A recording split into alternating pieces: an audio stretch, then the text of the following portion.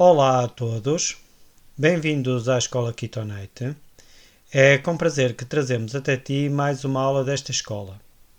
Como tu podes ver, hoje é a nossa última aula deste conjunto de estudos que tenta explicar o capítulo 17 de Apocalipse e hoje tem exatamente como título a conclusão.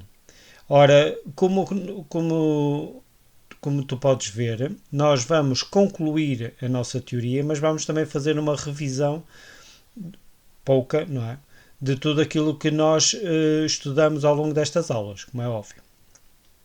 Esta teoria é a minha segunda teoria, que tem como título 8 Iaven. 8, já sabes porque é que tem o número 8, é exatamente porque são 8 reis, apesar da besta ter 7 cabeças e que representam 7 reis, há um oitavo rei, que eu costumo dizer que é um oitavo rei que não tem cabeça. Parece que não tem cabeça. Ora, este oitavo rei, portanto, como elas são apenas 7 cabeças, este oitavo rei vai fazer parte da sétima cabeça. Mas também mas ele próprio vai ser um rei porque ele era e já não é.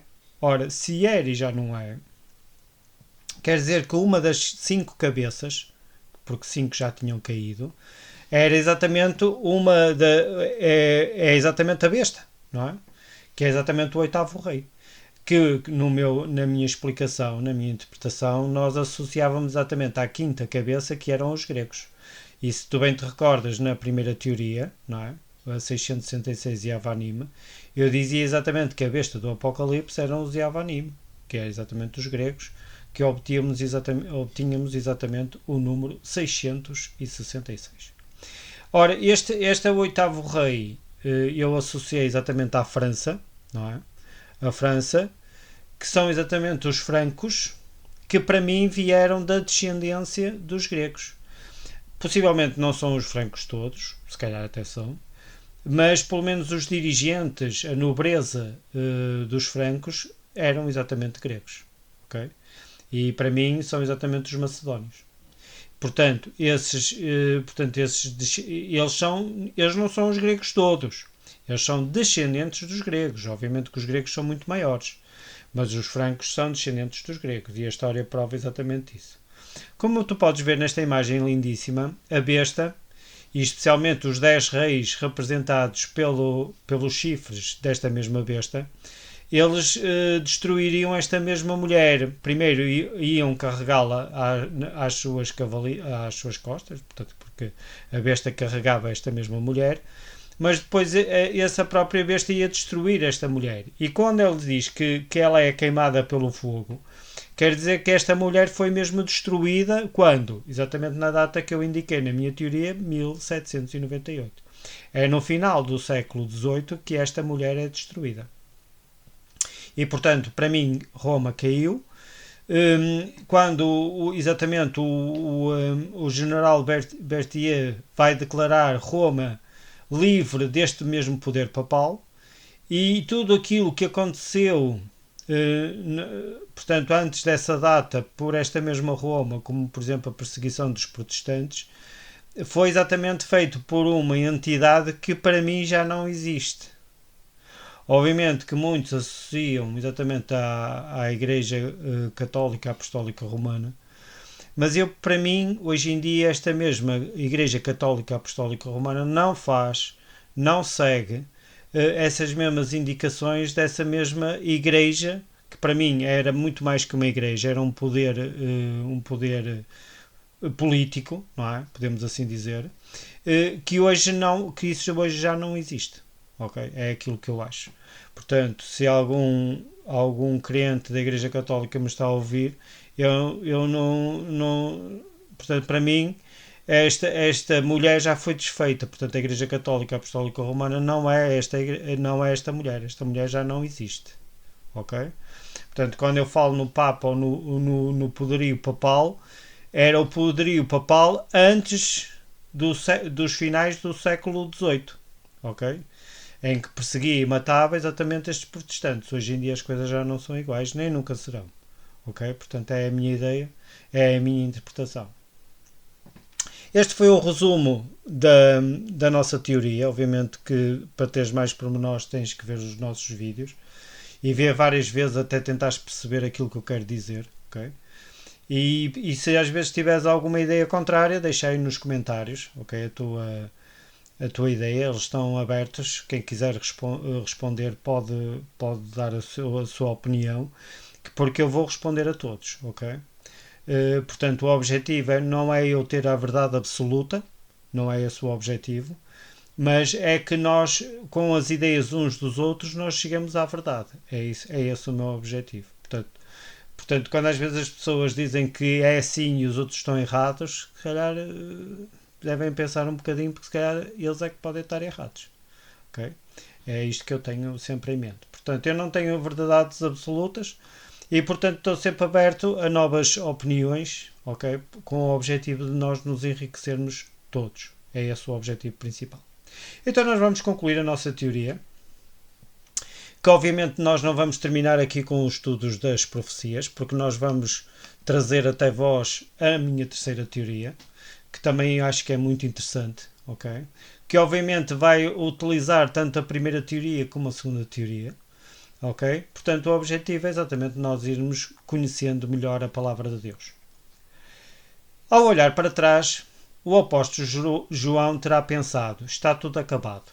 Ora, porque é que João deve ter pensado desta maneira? Portanto, isto sou eu a pensar como João deve ter pensado, ok? Porque na Bíblia não está nada disto. De todos os que estiveram com o Mestre Yeshua, Jesus, só eu escapei. E mesmo assim estou aqui, nesta ilha, isolado de tudo e de todos. Portanto, João tentaram matá-lo, não é? É isso que reza a história, e não conseguiram. Portanto, ele não morreu. E como eles viram que alguma coisa de sobrenatural teria acontecido, que eu acredito perfeitamente nisso, porque Deus ainda tinha uma missão para este mesmo apóstolo, João é levado preso para a ilha de Patmos. Okay? Ele próprio diz isso no Apocalipse. E, portanto, o João, costuma-se dizer, estava isolado de tudo e de todos, não é? Dos outros cristãos. Ele até pensava que se calhar o cristianismo tinha terminado. Okay? Portanto, a mensagem contida no capítulo 17 mostrava a João e a todos os cristãos da sua época, ok? Portanto, obviamente que os cristãos começaram a ser perseguidos e eles próprios começaram a fechar-se em eles próprios, não é? E depois é assim a história que se eu não conheço mais ninguém cristão, porque o cristão não se revelava a qualquer pessoa, não é? Eu pensaria que os cristãos teriam acabado, não é? Que só eu seria o cristão, mas o que é facto é que os cristãos não acabaram e graças a Deus que são uma boa maioria dos habitantes deste planeta, ok? São cristãos devotos, sinceros, ok? E esse é o objetivo principal, número 1, ok? Os seguidores do Mestre Yeshua.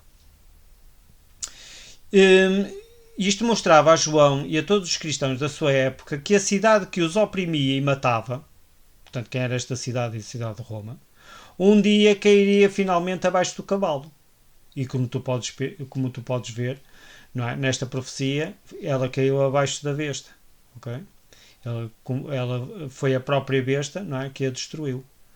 Como se diz em Portugal. Portanto, nós dizemos que quando nós, costuma ser, caímos do nosso pedestal, caímos abaixo do cavalo. Okay? E é essa a ideia de também cair abaixo da besta. Não é? Ela vinha montada na besta, só que depois caiu, ou assentada sobre a besta. Aqueles que a apoiavam na altura de João, um dia haveriam de lhe tirar o poder. Obviamente que nós, costuma-se dizer, hoje em dia temos muito poder, mas amanhã podemos não ter. Portanto, é sempre bom nós nos precavermos dessas mesmas situações. Resumindo, a mensagem do Apocalipse, mostrava que não estava tudo acabado, mas apenas no começo. Que aquela mulher, não é? Aquela cidade que os oprimia na altura, um dia haveria de ser destruída. E para mim já está no passado, como tu viste. Em forma de conclusão, para mim, a grande prostituta, que também é chamada da Grande Babilónia, é uma cidade. Que cidade é esta? A cidade de Roma, sem dúvida nenhuma. Obviamente que Roma não são os edifícios e os muros, porque aquilo que tu viste há bocado eu mostrei-te, nas últimas aulas eu mostrei-te exatamente Roma que tinha caído, como os edifícios e os muros. Mas está bem, mas podemos falar também por esse sentido. Até à sua queda final, que nós chamamos exatamente a condenação, o anjo chama exatamente a condenação de Roma, Roma sempre foi um poder político, mesmo tomando contornos religiosos. É aquilo que eu costumo dizer, que a Igreja Católica Apostólica Romana, hoje em dia, não é este poder político. Está bem? Ela não tem este poder político, na minha interpretação. E se a minha interpretação está correta, esta mesma Roma, este mesmo poder político, já foi destruído. Portanto, não voltará outra vez. E quando o Apocalipse diz que foi queimado no fogo, quer dizer que acabou para sempre. Portanto, não há como sair do fogo. Ficou em cinzas, como se costuma dizer. A grande prostituta encontra-se representada no livro de Daniel. Desafio o estimado leitor a encontrá-la. Portanto, este é um desafio que eu te deixo, não é? Que é exatamente tu encontrares esta mesma prostituta no livro de Daniel. Na minha quarta teoria, nós vamos revelar este mistério, ok? Onde é que ela se encontra no livro de Daniel. É muito fácil, ok? Vai lá que tu vais encontrá-la. A besta do Apocalipse 17 é a primeira besta descrita no capítulo 13, numa época posterior. Ok? Portanto, para mim, a besta do capítulo 17 é a besta que sai do mar, porque ela depois vai sair do abismo numa época posterior. Ela está assentada na estátua, está representada na estátua do capítulo 2 do livro de Daniel pelo barro do lodo. Portanto, esta besta é o barro do lodo que está na estátua do capítulo 2 de Daniel, que é exatamente o Yaven, o barro do lodo, Yaven, presente nos pés. E se tu bem te recordas, quando eu falei da palavra Yaven, escrevia-se exatamente da mesma maneira que Yavan. Yavan, Grécia. Yaven, barro do lodo. Portanto, estás a ver que aqui há uma grande relação entre os dois. Porque em hebraico as palavras escrevem-se da mesma maneira, mas podem-se dizer de maneiras diferentes. E só se dizem de maneiras diferentes quando em contexto. Ok? Ora, quando tu olhas para uma palavra e a outra, como elas se escrevem da mesma maneira, em hebraico é assim, elas têm exatamente o mesmo significado. Isto é, não têm o mesmo significado como objeto, como assim pode-se dizer, mas têm uma relação íntima uma com a outra. E Jesus usou exatamente, para mim, usou essa mesma relação. A besta representa os gregos na sua fase mais recente, isto é, os gregos da Idade Média, da Idade Moderna e da Idade Contemporânea. Isto é, são os francos. Ok? Para mim são os francos. Estes gregos, não é? Esta besta do Apocalipse são os francos. E continuo a dizer, e não devo estar muito longe da verdade. A profecia do capítulo 17 refere-se ao período da queda da cidade de Roma às mãos do exército italiano, francês, portanto é exército italiano, mas como eu te disse é um exército francês, comandada na altura pelo general Berthier. Portanto, Napoleão Bonaparte era o grande general deste mesmo exército, só que entretanto ele teve que vir a França e vai ser exatamente um dos seus generais que vai comandar estas mesmas tropas e que vão entrar em Roma. No ano de 1798 é declarado o fim do poder papal e proclamada a República Romana como modelo francês, aquilo que nós chamávamos das repúblicas irmãs. Os 10 chifres da besta são os estados papais que apoiaram a besta quando Roma caiu no final do século XVIII. Os 10 chifres da besta estão representados na estátua de Daniel pelos 10 dedos dos pés. Como tu pudeste ver, esses 10 dedos dos pés eram feitos de barro, não é? De lodo e de ferro. Portanto, barro de lodo os franceses, ferro os romanos. Portanto, é esta união que nunca existiu, ok? Mas que formou um reino.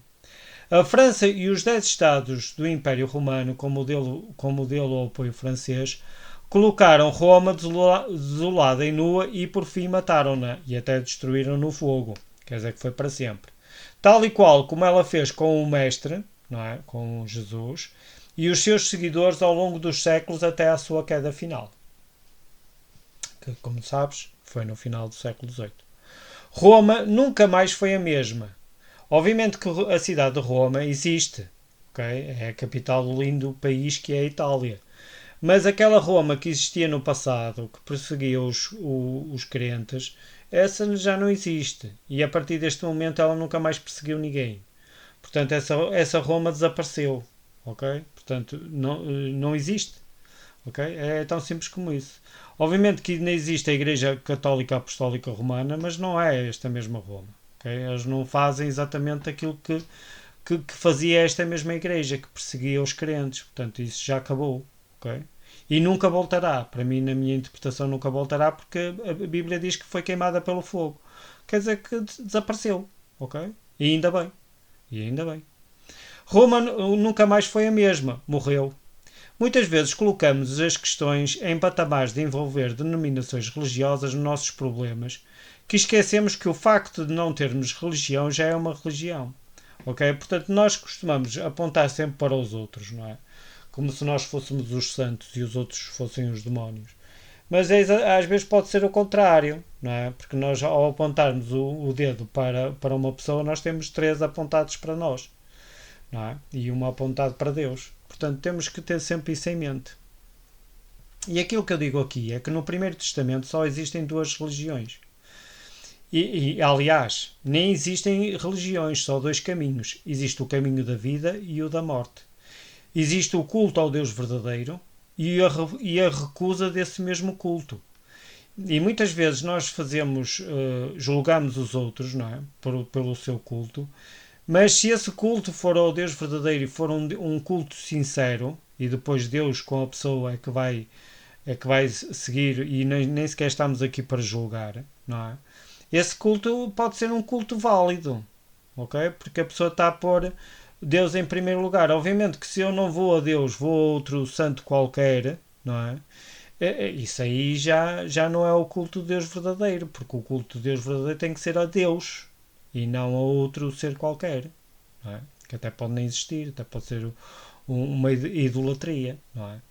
Agora, quando esse culto é ao Deus verdadeiro, não é?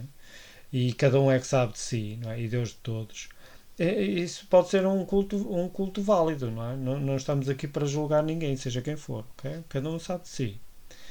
Segundo Apocalipse 17.5, e eu convido-te a ler o Apocalipse 17.5, muito mais do que uma religião, Roma é violência, conspiração, vaidade, roubo, orgulho, intriga, opressão, ostentação, traição, assassínio, adultério, violação, escárnio, cobiça, promiscuidade, medo, idolatria, e a lista seria imensa.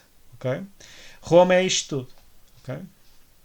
E o que Roma ofereceu a todos os que a apoiaram foi a glória deste mundo. Só e unicamente. E está mais que provado, não é? Por aquilo que nós vimos nas profecias e na história. Este sistema não tem nada de bom, ok? E leva unicamente a quedas.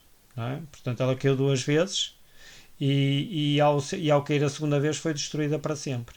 Não é? É a interpretação que eu faço. E a mensagem, eu penso que a mensagem é muito clara. Quando Deus diz, sai dela, povo meu, para que não sejas participante dos seus pecados e para que não incorras nas suas pragas. O que é que Deus está a dizer com isto em Apocalipse 18.4? É exatamente, deixa isto tudo, não é? Deixa as intrigas, deixa a mentira, deixa o ódio, deixa tudo aquilo que eu disse há bocado, não é? Deixa tudo isto. Senão a vida neste mundo não vai correr nada bem, não é? Porque eu costumo dizer que a mentira tem sempre perna curta. Portanto, neste mundo as coisas não vão correr nada bem. E podes comprometer a próxima. Que próxima? Que vida é esta próxima? É exatamente a vida eterna. E sofrer a morte eterna. Portanto, é isto que Deus nos está a dizer.